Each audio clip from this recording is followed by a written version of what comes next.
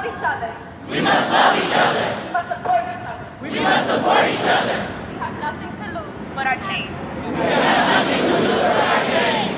I can feel the white male privilege flowing through me as I read today's story from Georgetown University in Washington, D.C. A new proposal introduced at the university may require students to pay a new student fee every semester in order to atone for racism that occurred literally hundreds of years ago. According to the College Fix, Georgetown students will soon be voting on a campus-wide referendum that would require students to pay a fee every semester that would go to the descendants of slaves sold by the university back in 1838. If approved, every student not receiving financial aid would be forced to pay $27.20, 10 cents for each of the 272 slaves sold, to a fund that would apparently be dispersed to the descendants of said slaves. This, of course, is a form of reparations, the idea that white people today should be forced to give our money and resources over to black people because, well, slavery and Jim Crow and sad feelings and white guilt. Today we're going to go through the proposed reparations scheme at Georgetown University, and my objections there too. But we're not just going to laugh at the crazy SJW wackos, although that is fun, because there are dozens of members of the United States Congress that have proposed the exact same thing, but on a national scale: national reparations for slavery. We'll explore the history of how Georgetown University got to this point. Today's story about reparations is only the latest stop in a years-long racial shakedown that the university is subjecting itself to. Give SJWs and anti-whites an inch, they'll take a mile. That will be proven today. And how can you push back against the idea of reparations in discussions with your friends and family? All of that and more ahead in today's video, but first, your chance to own a piece of American history. This is a Morgan silver dollar. In the late 19th and early 20th centuries, they were used to pay for and buy just about everything. These coins really are 90% solid silver, guaranteed by the US Mint, so these coins are even eligible for your IRA or 401k rollover based on their purity. If you're curious and want to see more, or you're thinking of starting to collect these, you can visit the website at historicsilvercoins.com, where you'll find loads more information, prices, and a great video about the history behind these coins. Go to historicsilvercoins.com and save $5 per coin by using my promo code James. Check it out today. Our story begins at Georgetown University in Washington, D.C., a university that ranks very highly on the diversity scale. According to data presented by collegefactual.com, the student body at Georgetown is 54.5% white, 14% non-resident alien, 10% Asian, 9% Hispanic, and approximately 7% black. The faculty is 44% white, minority white, as well as 13% black, 54% Hispanic, etc. That is to say, Georgetown is highly diverse, and as you know, where there's diversity, there tends to be conflict. Today's story really begins in 1838, when the private Catholic school sold 272 slaves they owned in order to pay off their debts. It was not uncommon for institutions like Georgetown to have slaves that were used for groundskeeping, construction, and maintenance. They sold those slaves in 1838, and there's no evidence they ever owned slaves again. Selling those slaves turned out to be the moment of original sin for Georgetown University. Since that event, the sale of those slaves has been an albatross around their neck, something SJWs and anti-whites will use to guilt them in perpetuity, never letting the institution, or the white people involved with it, forget what happened. In 2016, Georgetown announced they would be implementing a new preferential admission status for those claiming to be descendants of former slaves. They would be given a leg up, an advantage, when it came to the admissions process. The lesson I want you to take home, to burn into your memory, is to never give an inch to SJWs, the far left, and anti-whites. If you give them even one concession, no matter how small, they will exploit that to the ends of the earth. Nothing you do will ever be good enough. You gave them a concession, no matter how small, thus conceding moral guilt. They will exploit that concession of guilt and have you doing their bidding until the end of time, or at least until they get bored. The Georgetown case is a perfect example. In 2016, they announced they will give preferential treatment to alleged descendants of these freed slaves for admissions. Okay, atonement complete, right? We're all even now for this historical event that happened 180 years ago?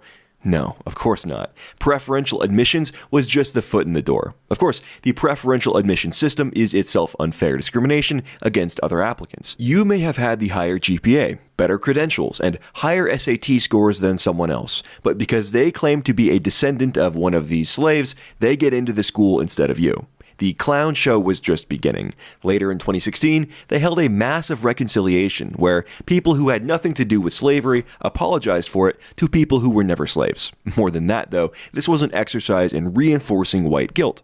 white students and faculty were made to feel bad and guilty about who they are, being the descendants of beneficiaries of slavery or what have you. After that, the university did something especially self-defeating. They created the Working Group on Slavery Reconciliation, effectively a group designed to keep everyone trapped in the past, obsessing about how to amend the school's ties to slavery. They never want to let the past be the past. They never want to move on. They want to keep this story alive in order to continually reinforce the minority victimization and white privilege narratives. Because reinforcing the narrative is the goal, not actual reconciliation, no apology will ever be good enough. One of this working group's most prominent members is Adam Rothman, a history professor. He has taken it upon himself to make sure that these events of 180 years ago are never forgotten. Never forget. I have to wonder, is there any evidence of Georgetown brutalizing these slaves? Were they killed at the hands of Georgetown masters? I'm not a historian, but I don't think so. I think they were simply sold by the university, and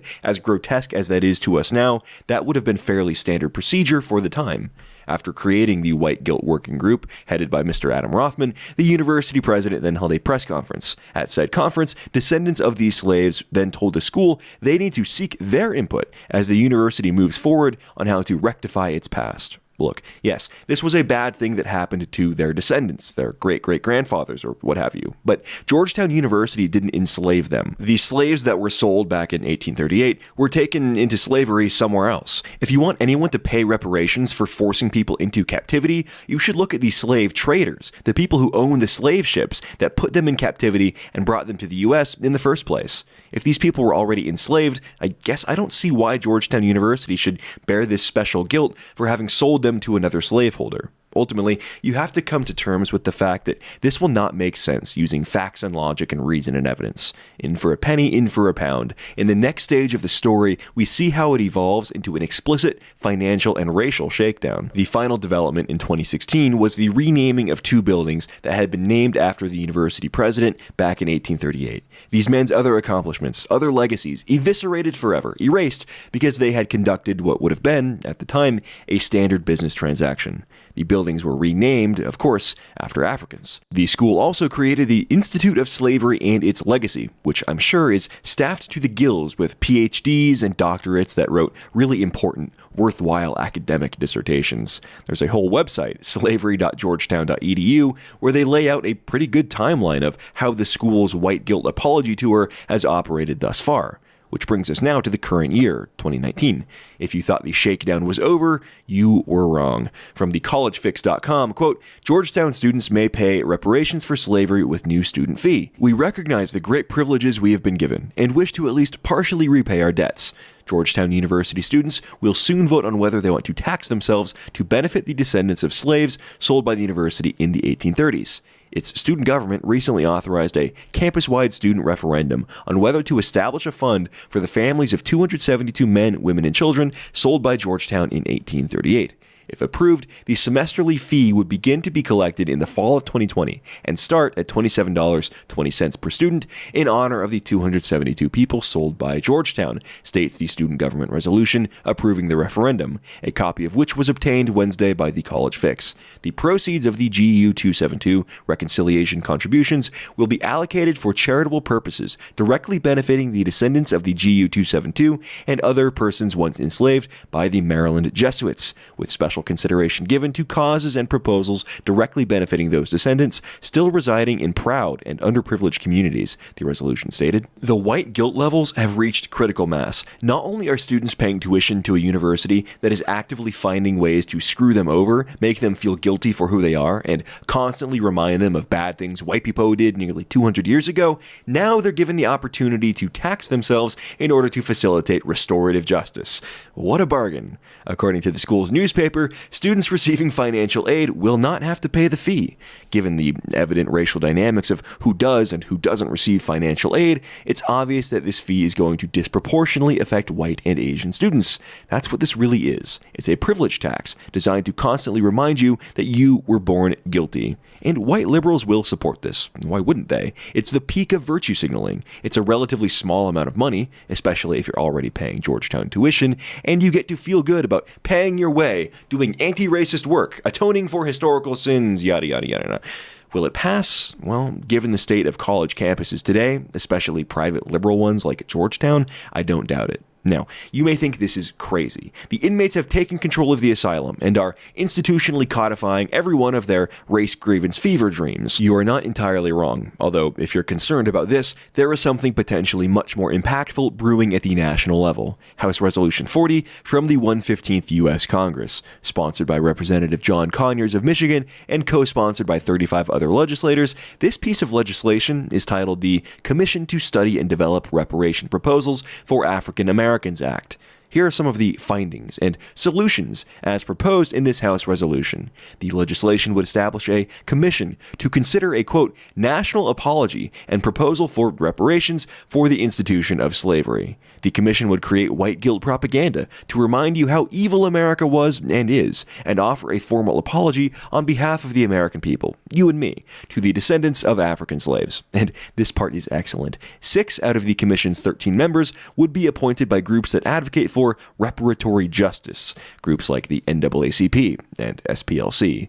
The goal of the commission, again, would be to craft a national apology and determine how to best go about transferring wealth in the form of reparations from the taxpayer to descendants of slaves. Remember, in the Georgetown case, students on financial aid would not have to pay the reparation fee.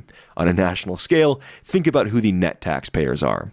Reparations from the general U.S. Treasury to descendants of slaves would effectively be a wealth transfer from whites and Asians to African Americans. This legislation, which could be accurately summarized as the F. Whitey Act, was never voted on by the House. It was simply too radical, too far left for them to take up back in early 2017. But as we know, our country is changing. Our country's demographics are quickly becoming more and more non-white, and extensive research and polling shows us that these new Americans vote overwhelmingly for the left.